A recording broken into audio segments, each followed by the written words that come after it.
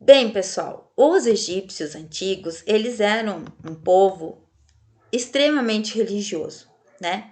Eles tinham, assim, uma dedicação à religião que era uma das mais visíveis de todo o mundo antigo. Eram politeístas, ou seja, eles tinham inúmeros deuses, vários deuses. As forças da natureza em geral, elas tinham seu atributo ou sua natureza sagrada, né? Sua origem sagrada. A chuva, o sol, a lua, as estrelas, o rio, o próprio rio Nilo, ele era considerado sagrado, os gatinhos eram sagrados, os animais, os jacarés, os hipopótamos, os bichos que viviam ali próximo ao rio também eram considerados sagrados, e os faraós, né, que eram a encarnação do Deus na terra. Quando um faraó morria, eles acreditavam, vejam só, não só os faraós, né, porque a gente fala assim de mumificação de faraó, porque é o que foi mais recorrente na história, principalmente na história da arqueologia, se encontrar. Porém, as mumificações, elas poderiam acontecer para quem quisesse. Era um procedimento que era feito, e qualquer um que tivesse dinheiro suficiente podia ir lá e construir a sua própria pirâmide, né? Essas três aqui, elas são as pirâmides mais conhecidas, sendo que essa do meio aqui, que ainda tem um pedaço do reboco original, é a pirâmide maior, a grande pirâmide, a pirâmide de Khafre, ou a pirâmide de Khufu, né, que é uma das sete maravilhas do mundo antigo. É importante dizer que a origem, as primeiras pirâmides que foram construídas, elas não tinham esse formato, elas foram construídas assim como degraus. Então morria uma pessoa, ia lá, fazia uma lápide e enterrava. Aí morria outra pessoa, fazia uma lápide menor e tal, que eram as chamadas mastabas. Com o passar do tempo, os faraós viram que construir grandes pirâmides para guardar os seus tesouros era um negócio legal, porque eles conseguiam fazer algumas armadilhas e tal, fazer algumas câmaras secretas e evitar que todo aquele tesouro fosse saqueado durante o seu período de reencarnação divina, né? Porque eles não tinham essa crença que eles voltavam, que quem morria voltava em corpos humanos. Eles acreditavam que existia uma vida após a morte, diferente da Mesopotâmia. Quem não assistiu o vídeo lá da Epopeia de Gilgamesh vai lá assistir, né? Que os mesopotâmicos, eles eram mais pessimistas, eles não acreditavam na reencarnação, não acreditavam na vida após a morte, né? Para eles morreu, acabou.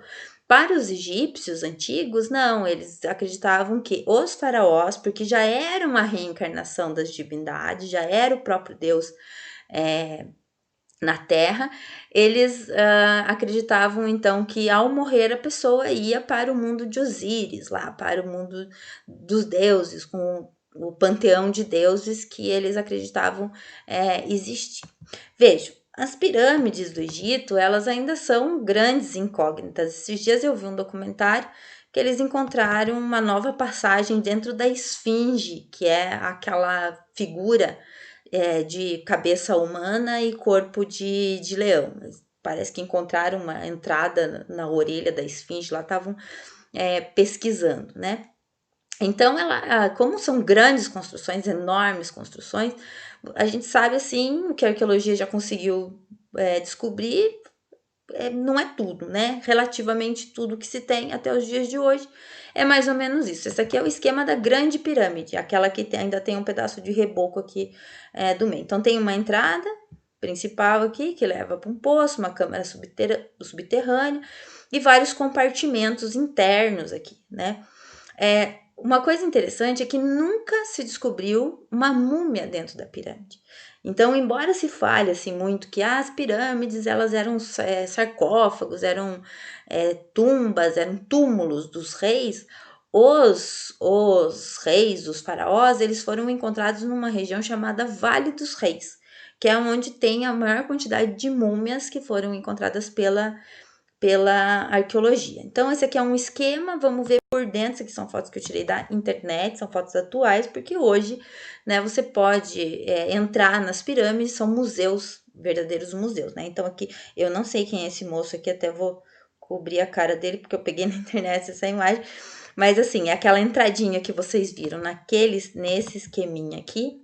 Ai, moço, se você estiver vendo essa foto aqui, não me processe, tá? É um uso didático. Essa entradinha aqui, ó, seria, então, essa entradinha aqui. Uma entradinha estreita, né? Porque a ideia era construir a pirâmide, o faraó morreu, levar as riquezas para lá, fechar a pirâmide e não deixar ninguém entrar. A ideia não era ficar transitando lá dentro como a gente faz nos dias de hoje como um museu. Depois da entradinha a gente tem esses grandes espaços aqui, ó. Olha que coisa fantástica por dentro da pirâmide, que são salas que levam para um lugar, para o outro. Hoje, se vocês forem para o Egito, vocês vão conseguir fazer a visitação. Olha o tamanho dessas pedras aqui, né? Desses blocos de pedra.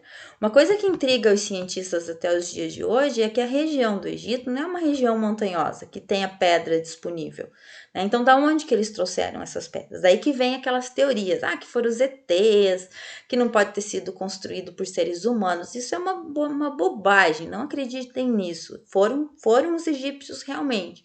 Isso só aumenta a capacidade técnica que eles tiveram. Possivelmente usaram o Rio Nilo para transporte, né? Possivelmente usaram uma quantidade enorme de escravos, de mão de obra escrava.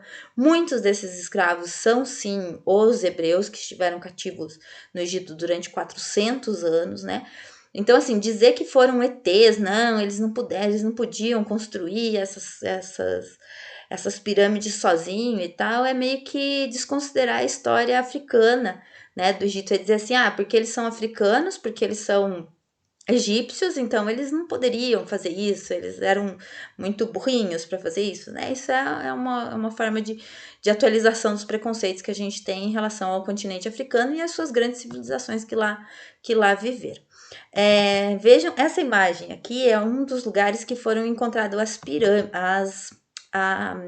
as múmias, tá? Então, diferente do que acontece dentro das pirâmides, vocês podem observar aqui, vou colocar de novo, vou colocar essa que não tem ninguém aqui, porque eu tô com medo de alguém me processar. Essa aqui, ó. Tá colocando minha imagem aí, professora louca. Então, aqui, vocês podem ver que as paredes aqui, elas não são muito pintadas. Dentro das pirâmides, é incomum encontrar lugares que têm essas inscrições, essas pinturas nas paredes. Já no Vale dos Reis, onde foram encontradas as múmias, a gente vê muitas paredes ornamentadas, geralmente com a concepção egípcia sobre o mundo dos mortos, que é o mundo pós-mortem, o mundo depois da morte, é como eles concebiam. Tinha lá um tribunal de Osíris que pesava o coração, tinha os deuses aguardando a barca sagrada e tal. Então, toda aquele universo, aquela cosmovisão, visão de mundo que eles tinham, acabou sendo pintada ali onde foram encontradas as múmias. Essa imagem, por exemplo, aqui, ó, é do sarcófago de Tutankhamon, né? Observem que essas pinturas aqui são originais, gente. Imagina. Hoje a gente usa um lápis de cor aí que não dura uma semana, né? Os caras pintaram aí 3.000, 4.000 anos antes de Cristo e tá aqui a imagem. E aqui, então, a câmara funerária do Tutankhamon, que é um dos faraós mais famosos do Egito Antigo. Essa aqui é uma imagem com base, vejam bem, esse aqui eu tirei de um livro didático, essa imagem aqui. Ela tem como base o relato do historiador Heródoto sobre como acontecia a mumificação no Egito Antigo. Vejam, o Heródoto, moçada, ele era um cara assim meio que, até hoje considerado pela história, um cara meio fantasioso, assim. Ele passava nos lugares e ele via, o que ele não entendia, ele inventava. Tipo assim, sabe? Não exatamente assim, mas tipo isso. Então, assim, não dá para levar muito a ferro e fogo as histórias do Heródoto, né? Claro que grande parte, se realmente a arqueologia conseguiu lá atestar que era verdade. Mas não existe nos escritos egípcios, ou aqueles que foram até hoje traduzidos, não existem relatos de como essa mumificação era feita, tá? Então, o que a gente tem é o que o Heródoto relata, e imagina-se então que era mais ou menos isso. Então, o cara morria, podia ser o faraó ou qualquer outra pessoa que tivesse grana, né? Tivesse influência para contratar os mumificadores e ser mumificado. Então, você tem gato que foi mumificado, pessoas que não eram faraós, os próprios faraós, porque era um processo, além de muito longo, durava aí cerca de uns 2 meses e meio, até o final do processo, desde a morte do caboclo até o final do processo. Então, assim, 2 meses você ficar empenhado ali, né, em limpar, em colocar sal, você precisa ter um certo poder aquisitivo para poder, né, fazer esse processo. Então, o que eles faziam? O cara morria, né? Eles pegavam o corpo, lavavam bastante o corpo e começavam o processo de retirada dos órgãos internos. Por que se retirava os órgãos internos? Isso é uma sabedoria já de conhecimento médico dos egípcios, né? Eles falavam assim que os órgãos internos era a origem de toda a podridão humana. E de fato, nosso organismo ele é composto por grande parte de partes moles, e são as primeiras partes a se decomporem. Então, eles tiravam o fígado, os pulmões, os rins, o coração, os olhos e o cérebro. Tiravam todas essas partes. Os rins, o fígado, o pulmão, eles colocavam nesses vasinhos aqui, embaladinhos em linho, eram colocados cada vasinho. Aqui, cada vasinho tinha uma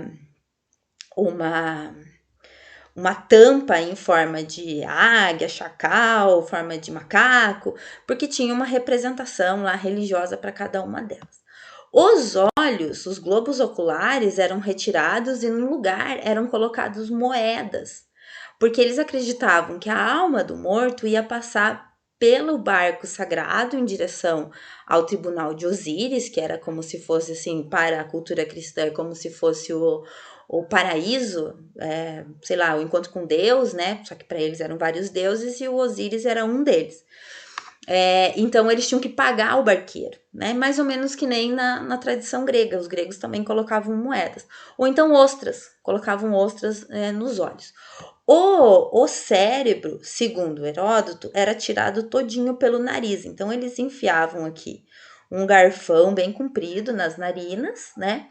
Davam uma batida assim com uma pedra para poder quebrar o osso do nariz para chegar até o cérebro, davam uma chuchadinha lá no cérebro, virava o morto de ponta cabeça e o cérebro então escorria pelo nariz. O coração era colocado envolto num pano de linho, né, um pano de algodão assim, e colocado do ladinho do morto, porque ele ia precisar do seu coração para poder fazer lá no tribunal de Osíris, para ver se o coração dele era mais leve do que uma pena e tal, uma história bem conhecida aí da mitologia ou da cosmovisão egípcia.